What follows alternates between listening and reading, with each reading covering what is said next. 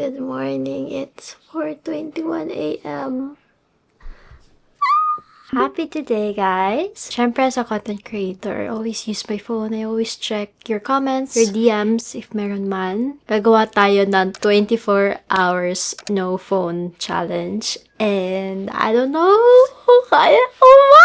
My phone addiction is so bad. I can't sleep without my phone because I always play a podcast in the background. When I wake up, the first thing that I do is open my phone. We're gonna say goodbye to this. Let's go.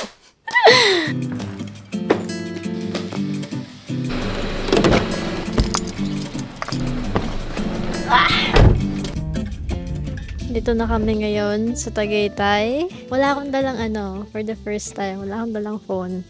Talagang kanina papunta dito ni Rodog ko kasi walang music. So yun yung medyo nahirapan ako ng a little bit kasi I find myself picking up my phone tapos tinan yung notification. Wala namang kailangan tignan. Itatawid muna ako. Ayan. Maaga pa lang kasi. Anong oras na ba? Parang mga 7 a.m. pa lang yata. Oh my gosh, grabe. Kikita nyo. Grabe yung mountains. Alam mo yung parang nasa heaven. Nadyak, kitang-kita mo yung taal dito. Saka yung mga mountains dyan sa gilid, kung ano man yan. Ito yung garden area. Pupunta kami dun sa secret spot namin palagi pag pumupunta kami dito. Hindi ko lang alam kung pwede pa. Pero dati, pwede ba dito? Wow! Diba? Lamig! May cable car pala dito? Meron. May cable car dito. Ayan o. Grabe, diba? Parang nasa alam mo yung ibang bansa talaga. Kala mo talaga. Saka maganda yung lighting dito for some reason. Tapos yun, malamig ngayon. Kahit 7 a.m. na. Pwede ka maglakad dito. Although, may mga puro golfers na lang dito sa area na to. Kaya hindi ko sure kung pwede talaga hanggang doon sa dulo. Pero, ayan. This is my order. Pusino. Tapos may dalawa pang itlog sa gilid. And then, may pusang super cute dito na super niya, madaldal siya sobra. Kailangan natin ng carbs kasi tayo ay mag-workout later. Workout! Kunyari may May gumagat na dito.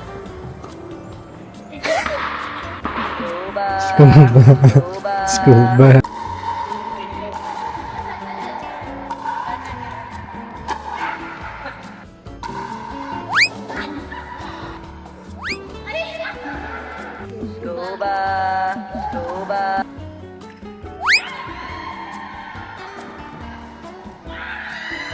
Ngayon naman, magba-badminton kami. Kasi dalawang court. Yung nirenta namin, isa pickleball court and then isa badminton court. So, ano oras na? Siguro mga 9 a.m. na.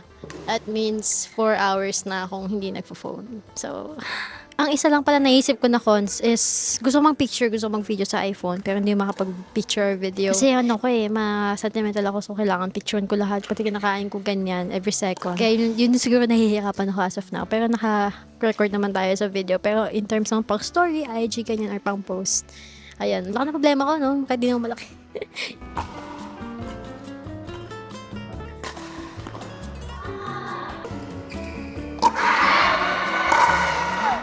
Break time muna tayo. Grabe. Effective din siya kasi parang ang mga isip mo for the next 2 hours yung manalo. Kasi nagpapagura mo yung dopamine hit mo, di ba? Kasi minsan pag feel ko pag nakatambay lang sa bahay or apartment, parang most of my time napupunta lang talaga sa edit, film, or scroll ganyan kasi nga ayoko lumabas kasi sobrang init, ganun. I feel good. Na-bored ako. So, sabi ko maglibot-libot kami. Ito yung bowling niya. So yan, laki kami nag-bowling dyan. Kasi nung time na bata kami, wala masyadong bowling alley. Ito yung itsura niya. We're already done and it's 10 a.m. It's now time for the next stop. And hanggang ngayon, wala pa din ako phone. Iniwan ko sa kotse yung bag ko. So wala talaga tayong phone at all. Which is nice. So, I'm loving it. I'm liking it so far. Andito kami sa waiting area. And sobrang daming tao as in. So, sobrang tagal. Natatempt pa akong mag-scroll. Alam mo yung pag wala akong ginagawa talaga. Nakakatempt kamay ko. Buti yung bag ko ito, nandito kay Eman. Hindi ko siya ma-reach out. Parang gusto ko nga tignan yung mga bakery nila eh. Kasi sobrang wala na tayong makita dito na view. Ikaw, kaya mo mag 24 hours na walang cellphone? Oo naman. Ang feeling! Dumating na ang first order, which is truffle fries. Ano sa main truffle? Dalawa lang ang pinaka-favorite kong hot chocolate dito sa Pinas so far. Yung isa sa Bungalo sa Molito, tas ito sa Antonio's. Or baka wala lang ako masyadong natitikman na hot chocolate, kaya wala akong taste. Ito yung order ko, which is adobo. Parang double fried adobo daw. Buti yung adobo nila hindi sobrang alat. Ang sarap ng ano nila, scrambled egg. Ang pinaka-finale natin, ang frozen hot chocolate. This looks so good. Ang brownies. Yup, ang sarap ng combination ng brownies ng hot chocolate na frozen tapos yung whipped cream. Ang sarap talaga as in. Sarap talaga kumain. Parang Wuthering Hearts to na scene. Hey, Cliff! Ayoko talaga dandaan dito sobrang. Ang kipot tapos anong ang taas.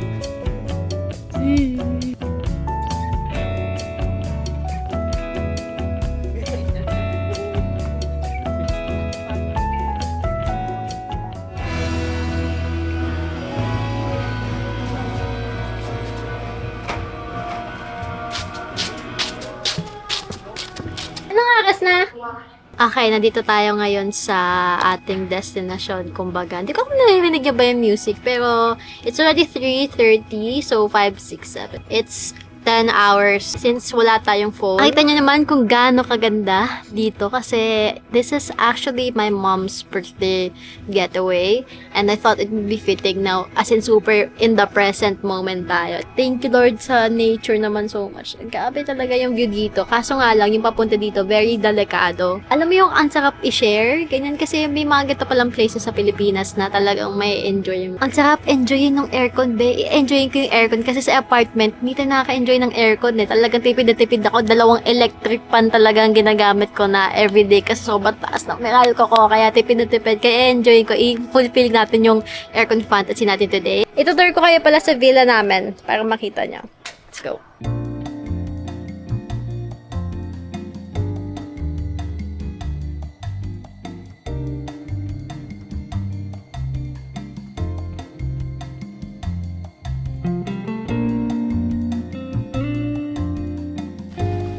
Medyo hagardo pa, pero sige. Ang laki ng mga isla nila. Nakita ko ah. Wala tong makeup, haggard na sobra naman, so much. Ito na yung entrance. Let's go. So, pagkabukas nyo, makikita nyo, yan, very zen, very peaceful na Japanese design. This is kind of like a modern, hindi siya Japan kasi wala pang wood elements, pero feel ko modern style of hanggang ngayon may bumibip-bip. Ito, pagkapasok mo. Ito na yung living room. Kasi, makikita nyo na yung view. Ayan. Ito yung TV, may speaker naman. Eh, syempre, minsan lang tayo, pagkasama natin, mudra natin, nakaka-experience tayo ng mga, medyo nakakaangat-angat tayo sa buhay, no? Meron silang koi na Uwi ko yan. pillow. Ito yung dining room. Tapos makikita mo pa din yung very zen na design. Kaya pag kumakain ka dito, parang, wow, where am I? This is the dining room. Pero ang ganda, sobrang ganda ako sa kitchen nila. Ang main star of the show. Tadaan! Ang view. Grabe. Hindi ko alam kung anong mountain yan eh. I-Google image search na lang natin. So mamaya baka mag-night swimming kami ng ganyan. May ginagawa sila sa babae para mga extra villa yata. Kasi ito yung first villa to. Dalawa, saka yung katabi. Saan kami matutulog? Ang tanong ng bayan. Dito. Welcome! Ang una namin is yung mga receiving area or receiving section which dito yung mga sapatos, mga bags. May mga gamit na eh. Ito, ayan, may mga gamit na kami. Kasi 4 kami dito sa villa. This is the bedroom. Kasi pinapa-set up kanina ni aming mundo na 4. So basically, 2 na talaga to. Sabi namin, wag na kasi kasya naman kami. Since that naman kami maliliit. Tapos may another TV na naman dito. Na may baka. Ayan siya. Last part is yung CR. Yung nabinyagan na ni Eman kanina. This is my favorite part of the shower or the CR kasi, di ba, parang very zen. Although dark siya, hindi siya yung makulimlim. Which is, yun yung gusto kong type of modern na brutalist type na relaxing pa din kahit na dark or moody yung itsura niya. Tapos, ito talaga ang pinaka-binabayadan mo. Pakita mo, ang money shot. Dyson Bay! Ang ano nila, ang blower nila. Grabe yun, no? Hindi mo naman siya lang mauuwi. So, hindi ko siya ma-appreciate kasi kung mauuwi ko yan, talaga ma-appreciate ko siya. Pero, at least, diba, makatry tayo ng Dyson na ganyan na blower. Japanese toilet kasi nga ang theme nila is very Japanese. Kaya mas gusto namin bidet. Ayun, ang pinaka-hate namin type of bidet is ganito. Yung Japanese toilet style. Mahirap kasi siya eh. Pero kaya hindi ko siya pinapakita. Kasi hindi ko siya na-appreciate. Ayoko ng ganyan.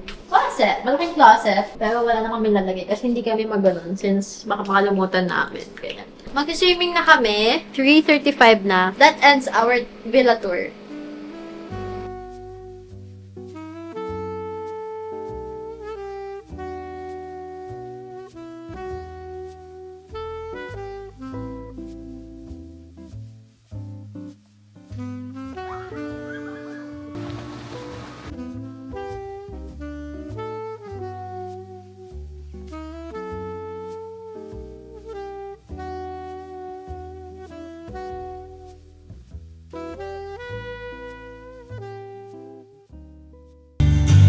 Di mo lang alam, naiisip kita, baka sakali lang maisip.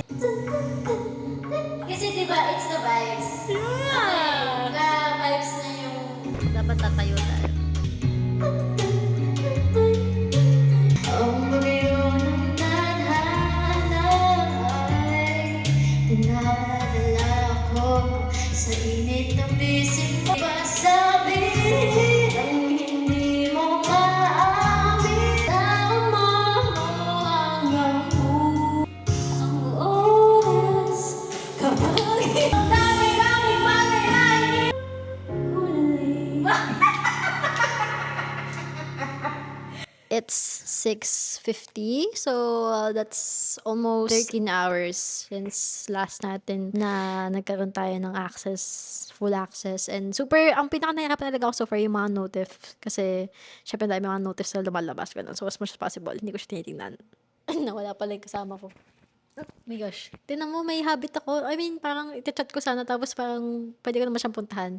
So, may habit na talaga tayo. Oh my gosh, muntik na yun. Ito, gabi na guys. Obviously. Ayan yung itsura niya pag gabi. And we have another... Ay, andiyan ka pala.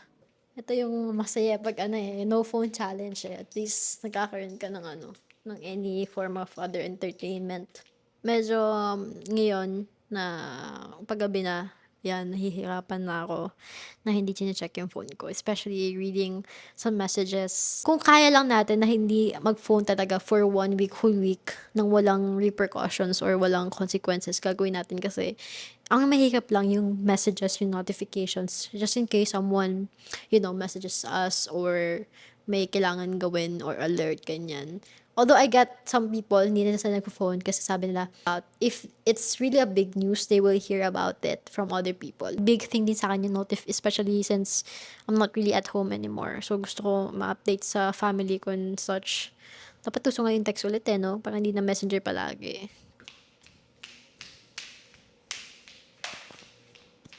Bye! Yes! Thank you po. Pagkahubad mo, baby jacket. Wow. Guys, kita pa. Di pa nakikita. Ang sarap ng nila. Masarap pang ka ba sa massage? Okay, wag ka na magsalita. Wag ka na magsalita! Ako, ito kasi yung type ng massage ko, hindi ako binubugbog eh. Okay, baka. Pero yung massage, I like it kasi ako hindi ako masyado fan of binubugbog na massage, ganyan. Although baka kasi, when you grow older, ganyan, parang gusto mo yung parang, kay mami yung talagang susuko na yung nagmamassage, sobrang tigas ng gusto niyang pressure, ganyan. Ayoko talaga ng massage, as hindi ako fan ng massage in general, kasi nga, nasasaktan ako, ganyan. Medyo nakatulog nga ako ng konti, mga 1 minute lang. Kanina kasi habang nakapikit ako habang nag-start yung massage. Naisip ko pumupunta ako sa TikTok. So, i-scroll akong ganyan. Sobrang miss ko na mag-scroll sa TikTok na ganyan. Kumaganyan ako ng sa isip ko. Ayun, dun ako nakatulog ng konti kasi parang Imagine ko yung nag-i-scroll. Ang lala talaga, no? Phone addiction naman so much. But anyways, oops, wait. Hindi pa silip. Tsitsikahin ko na lang mamaya kung nasarapan sila sa massage nila. Ay! No, ayaw na.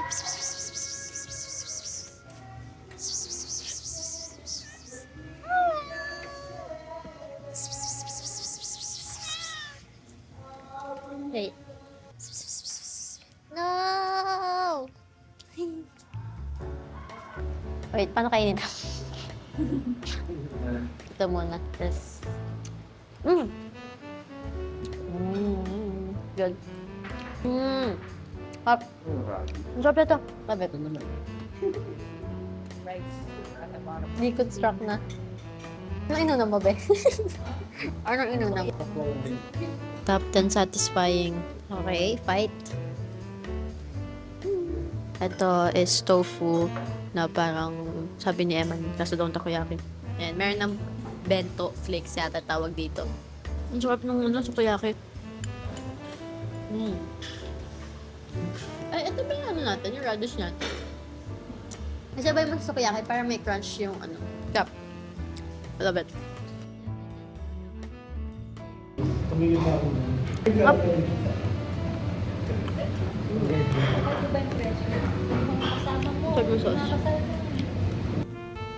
I'm super bored and ayokong mag-scroll kasi nakaka-tempt mag-scroll. So, hanapin namin yung pusa kanina na nakita namin na sobrang cute. Saan siya tumingin kanina pero saan tumingin siya ngayon? You're what? Are you recording this? My storage is full. Yeah. Dito namin kanina nakita yung pusa. Dito siya sa bola. Dito nakatayo. Uy, nakakatakot pala yan. Parang eskinita, no? Ano, ayaw mo na. Dali na ko pa. Ano mang pagsubok, di aatrasan. Ituloy ang laban. Uy! May pala ka! Oh my gosh! Ano, son? Parang lost footage to, ah. Guys, dito na kami ngayon sa Catacombs. Catacombs ng Batangas, guys. Ay, ganda. Tinan nyo, parang siyang Japanese, garden. Ang haba pala. Pero malayo to, ah. Ay, wait. Pero puro ganito lang yung itsura niya. Malayo, tapos puro ganyan, oh. Sobrang taas pala niya. Oh, kaya nga na hirap kami umakyat kanina. Oh, ganda. Wow. Parang kang nasa Osaka. Yung bamboo forest. Diba? Guys, if you ever found this footage, just know I love you, guys. Kita mo yung city lights. You know. Wow. Pagpapaba, madali eh. Mamaya paakyat tingnan mo. Oo Yun nga. naman sa likod mo, pakita mo yun. Oo nga, no. Taas. Makita kasi daw nila Eman kanina dito. May pool. Ay, ang ganda. Asa? Nasaan yung pusa? Wala. Wow. Wow. Ha? Wait, baka mahilo. Okay. So, ito, massage. Massage lang to. Tapos, para saan tong pool? Munggo, baka heated pool. Parang yung sa sa Tagaytay. Ano yun yung natin? Parang jacuzzi. Baka ganun. Bakit na yung pusa? Wala. No. Ano yung mga pusa dito? Introvert.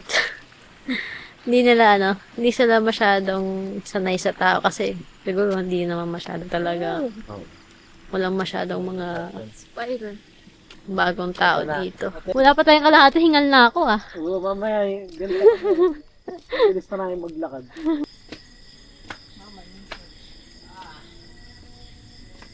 Hey, can you wait for me? I don't want any frog. Asa na? Fuck. Ayoko ng frog. Okay na. Magkano kaya i-maintain yung ganito, no? Grabe. Pasahod pa lang. Siguro mga 100k in 200, no? Dami din kasi eh.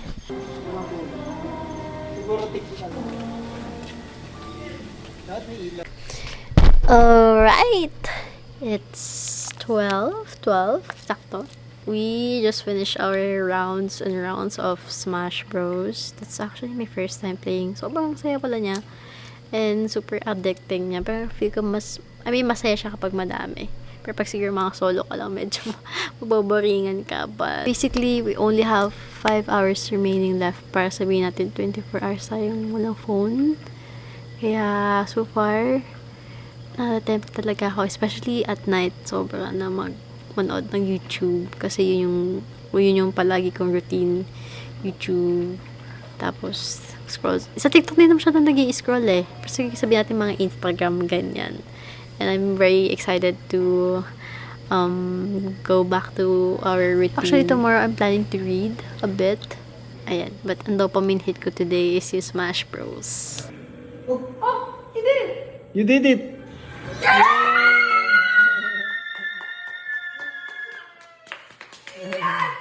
I'm very sleepy. I'm very, very sleepy.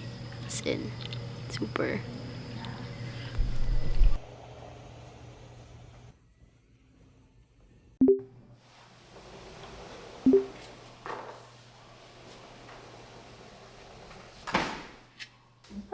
Good morning, guys.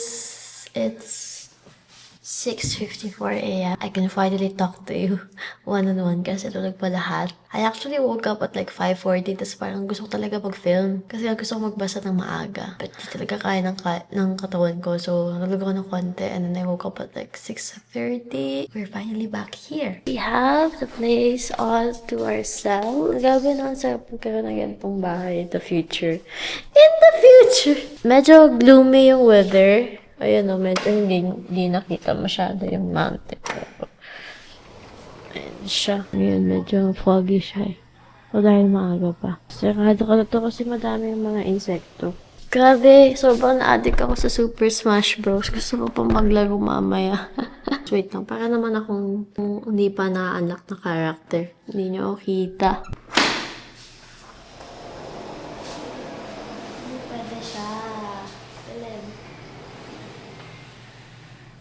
Presko. Nararamdaman ko yung presko ng hangin ng a little bit. I brought 2 books with me today. Ito yung 2 libro kong kinuha. Kasi, explain ko kung bakit. Walang inya ko, joke lang. Unang-una is Junichiro Tanizaki's In Praise of Shadows. Now, I do have, parang may tendency ako na magdala ng mga libro sa mga vacations or mini vacations with a theme na libro na gusto kong fitting dun sa pupuntahan natin. So, the reason why I chose this book kasi, I think, appreciation siya sa architecture, ganyan, kasi it's more of the, sabi nakalagay dito is, we find beauty not in the thing itself, but in the pattern of shadows and the light and the darkness that one thing against another creates. Were it not for shadows, there would be no beauty. Ang nalala ko kasi yung sa kanya habang pinabasa ko siya before, way back, it's more on the architecture. Di ba yung parang brutalist? Sa akin, it fits well, especially with the design of the villa. This is Arthur Koestler, Darkness at Noon. I've been enjoying this so far, pero siya, hindi siya for beginner or hindi siya for casual readers kasi it's definitely on the heavier side, more on political kasi siya, it's about the main character na si Rubashov. He is a revolutionary. Minsan nagawa siya ng mga speeches against another party, ganun. Then one day, na-arrest na lang siya. So, may mga parts dito na, I guess, recalling of his previous encounters with another revolutionaries. I'm on the last, I guess, part, kasi tatlong parts siya eh. First hearing, second hearing, and then third hearing. More keen to read In Praise of Shadows kasi na-inspired ako with my environment, I guess. Let's go!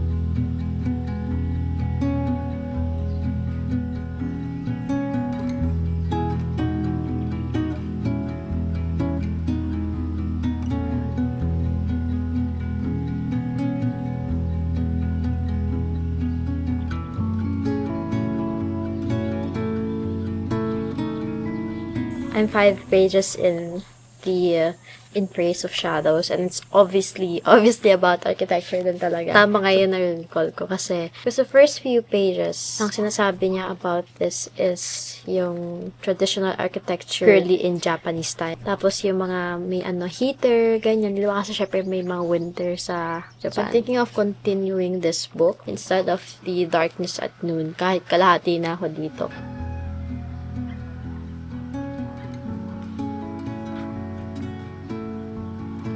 This book is so pretty. Ganda.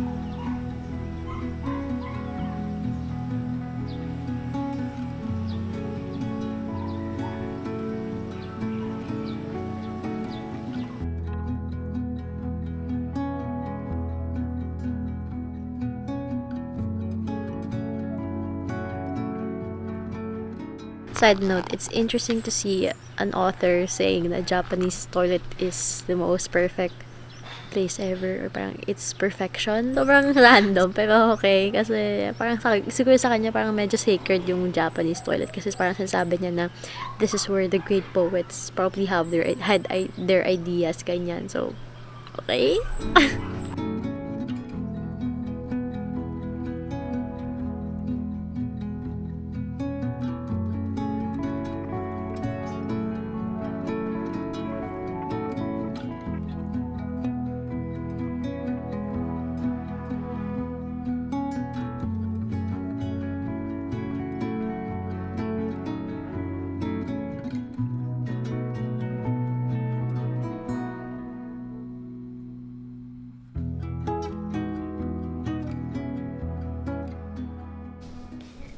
Okay, umiinit na sa labas. So, pumasok muna tayo kasi umaaraw na ng so. I like talking out my feelings, especially ngayon kasi wala tayong kasama. So, I can freely say whatever I want to say. Hindi ko alam kung adulting ba tawag dito na kunyari nasa vacation ka. Tapos somehow, in the middle of it, parang bigla kang nag-guilty kasi parang naiisip mo bigla na hala, ang dami ko pang pinaproblema sa bahay, ganyan. Parang, ito pa yung gagawin ko. Babayadan ko pa to. Saan ako kukuha ng ganito, ganyan. Nainis ako sa sarili ko kasi, ano ba, normal ba yun? Like, nag-iisip ka bigla ng ganun in the middle of a vacation na dapat nga mag-relax ka, ganyan. Parang siguro na-feel ko na gusto ko rin na sa sarili kong gawa na libre ako, makapag-provide ako ng mga gantong type of weekend. Like, hindi naman siya na-measure or whatever, pero parang nape-pressure ako na, tumatanda na siya, ganyan. Kasi nga birthday niya. Tumatanda na siya, ganyan. So, kailangan ko nang mag-work hard, ganyan. Diba? Okay, wala na sila. Medyo nagugulat lang ako minsan dito sa mga tao dito kasi bigla-biglang lumalabas out of nowhere. Pero anyways, I guess what I'm trying to say is, siguro, from a perspective of very young, wait lang, bukas mo na dyan.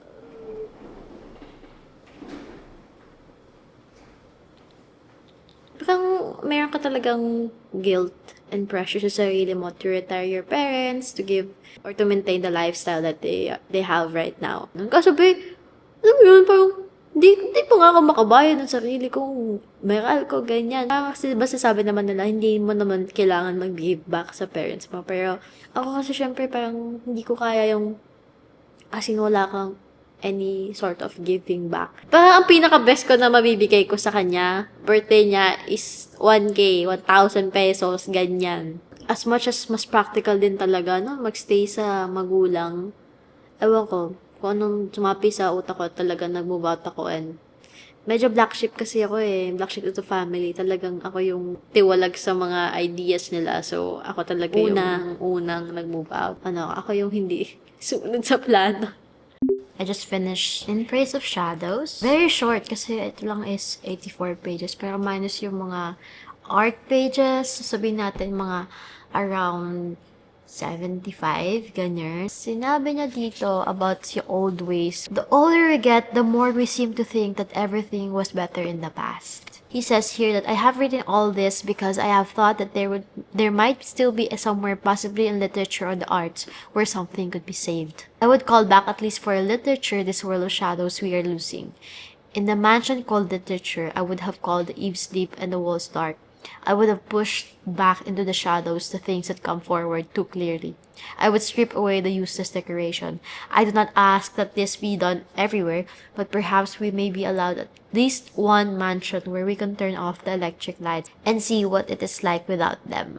Sobrang ganda ng last page. As in, sabi ko, wow! Ang hirap kasing i-rate or ang hirap masyadong i-criticize ng libro when it's about history or I guess medyo non-fiction na siya eh.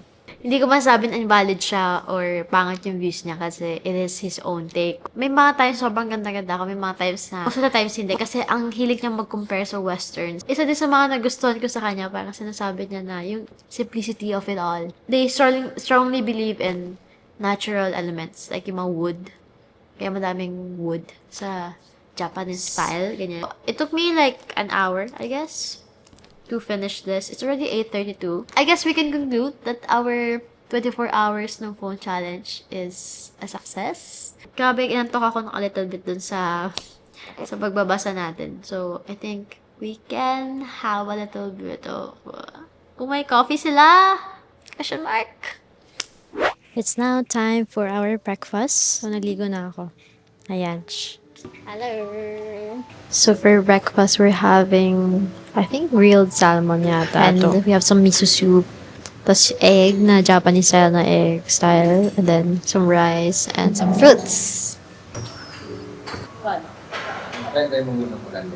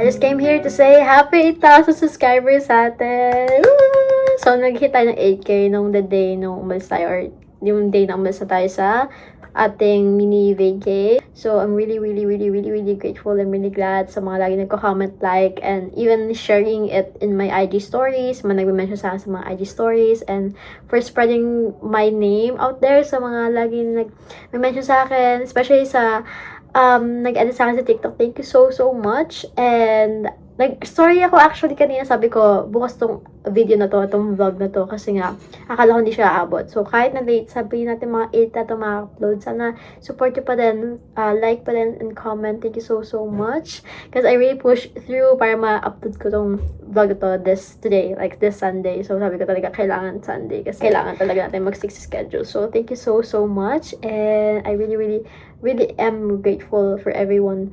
Super. And yeah, ayaw nang patagalin pa. I love you all and happy 8,000 subscribers sa atin. Let's go!